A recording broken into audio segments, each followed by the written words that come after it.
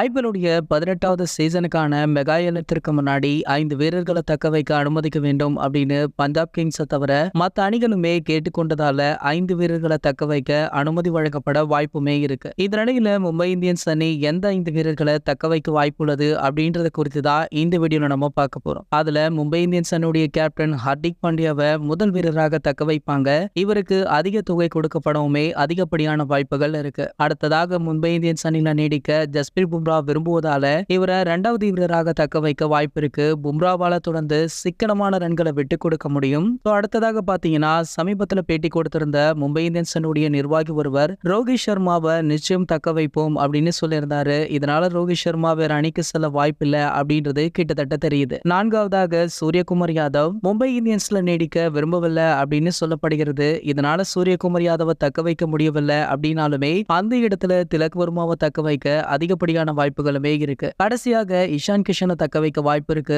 இவருக்கு 4 கோடி வரை மட்டுமே கிடைக்கும். ஒருவேளை இந்த தொகைக்கு இஷான் கிஷன் ஒப்புக்கொள்ளவில்லை அப்படின்னா மாற்றாக இலங்கையை சேர்ந்த குட்டி மலிங்கா நுவன் துஷார் அவ தக்க வைக்க அதிகப்படியான வாய்ப்புகளுமே இருக்கு. மும்பை இந்தியன்ஸ் அணி ஐபிஎல் மெகா ஏலத்துல தரமான வெளிநாட்டு வேகப்பந்து வீச்சாளர்களை வாங்க வேண்டிய கட்டாயத்தில் இருக்காங்க. பும்ராவுக்கு இணையாக சரியாக பந்து வீசக்கூடிய வெளிநாட்டு வேகப்பந்து வீச்சாளர் இல்லாததுதான் மும்பை அணிக்கு ஒரு மிகப்பெரிய பின்னடைவாக பார்க்கப்படுது. வெயிட் பண்ணி பார்க்கலாம் என்ன நடக்குது அப்படின்றத. இது போன்ற கிரிக்கெட் செய்திகளை பத்தி நீங்க உடனே தெரிஞ்சுக்க நம்மளுடைய தமிழ் நியூஸ் எக்ஸ்பிரஸ் அப்படின்ற நம்ம சேனலை சப்ஸ்கிரைப் பண்ணிக்கோங்க.